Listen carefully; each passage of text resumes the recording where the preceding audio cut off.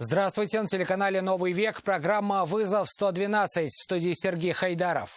И сегодня мы расскажем, как нетрезвый водитель Део Некси устроил аварию на проспекте Амирхана. Я сегодня выпивал, но мне ничего не показал. То есть вы выпивали все-таки? Так, отстаньте, пожалуйста. И почему ему грозит уголовная ответственность? Пытался убить 16-летнюю девочку. Последняя смогла вырвать у него нож, однако мужчина схватил вилку, затем подушку и также пытался расправиться с ней. В Татарстане вынесли приговор по громкому делу. До 8 лет лишения свободы грозит казанцу за сбыт поддельных купюр. Около дней, в изоляции находилось 5 купюр достоинством, 5000 рублей. Он покупал их в интернете и сбывал в аптеках и магазинах. Об этом и не только в ближайшие 10 минут.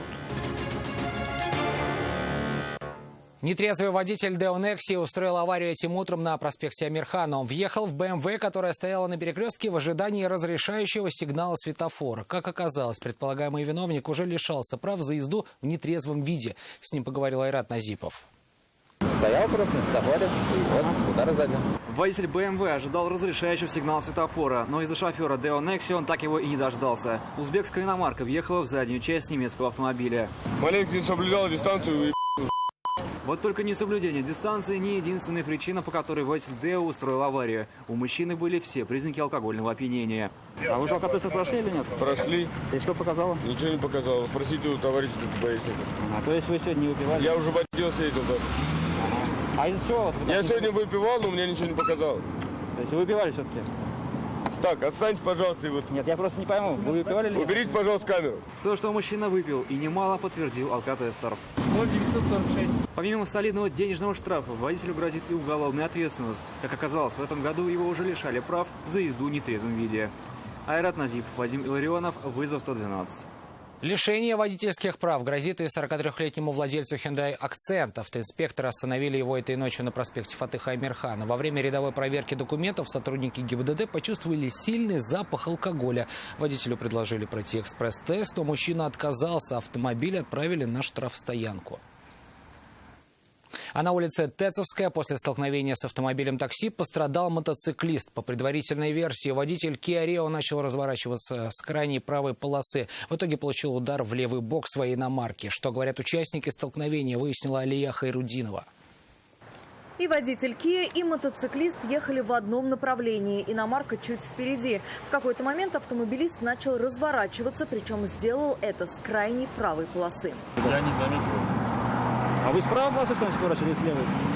С правой получается, а он с левой. Ну так же нельзя справа поворачивать, вы знаете. Ага. То есть вы признаете, да, так понимаешь? После столкновения мотоциклист оказался на земле, от госпитализации отказался. И вот здесь было, он туда утащил. У вас как состояние? Ну, ушиб руки, ноги. Ага. То есть в трампом не поедете, да? Поеду позже. Водитель Kia отрицать свою вину в аварии не стал. Алия Хайрудинова, Айрат Назипов, Вадим Илларионов, вызов 112. Сан-Кьонг и Шкода столкнулись на пересечении улиц Болотникова и Халтурина. Из-за неработающего светофора движение на этом участке дороги регулировалось дорожными знаками. Видимо, этот момент смутил водителя чешской иномарки, после чего он снес корейский автомобиль. Вскоре к участникам ДТП присоединился и автобус. Салават Мухаммадуллин расскажет подробности. После отключения светофора водители стали опираться на установленные дорожные знаки. Те, кто ехал по улице Болотникова, имели приоритет. В их числе была и женщина за рулем автомобиля Сан-Йонг. На перекрестке с улицей Халтурина ее машину снесла Шкода. Светофор не работал, вот, машина выехала с второстепенной дороги, получается, и наезд совершил. Водитель Шкоды вину признал и рассказал, почему не пропустил иномарку. Впереди меня машина шла. Ага. Ну, я знаю, тут не первый раз езжу. Значит, он остановился на перекрестке. Я так смотрю, ну, значит, смотрел, а светофора не видать. Ну, думаю, значит, красный, он стоит, а стою. Он тронулся, значит, ну, думаю, все, зеленый, значит, а меня не видно было все. Он поехал, я даже без задней мысли посмотрел, ничего, поехал. А эта девочка гонит. В столкновении никто не пострадал. В итоге обе машины серьезно затруднили движение другим водителям. Еще больше проблем добавил водитель автобуса. Объезжая разбитые автомобили, он умудрился зацепить Шкоду. В итоге все три участника столкновения остались дожидаться на месте сотрудников ГИБДД. Салават Мухаммадуллин, Айрат Назипов, Вадим Илларионов. Вызов 112.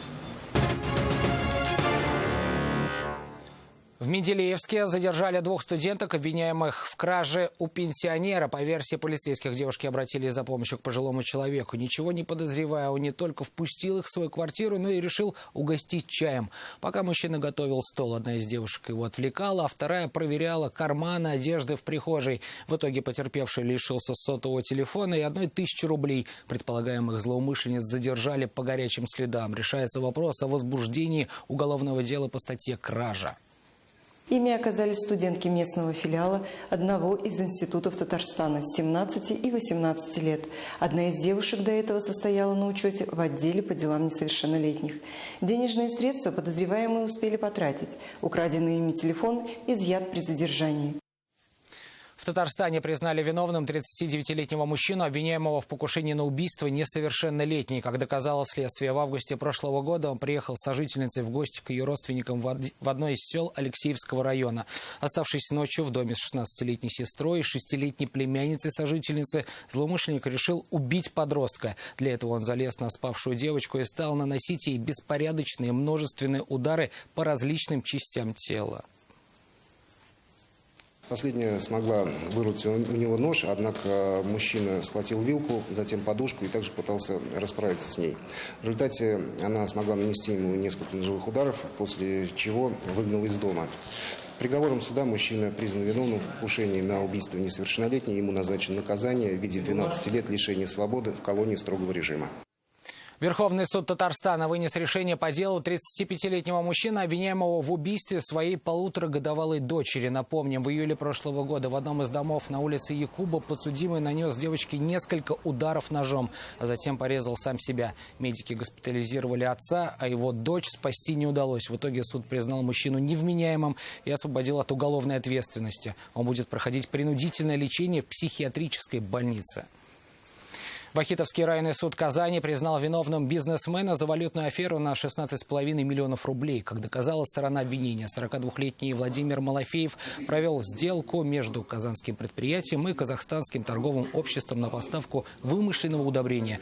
Он предоставил в банк подложные документы, якобы подтверждающие их поставку на территорию Российской Федерации.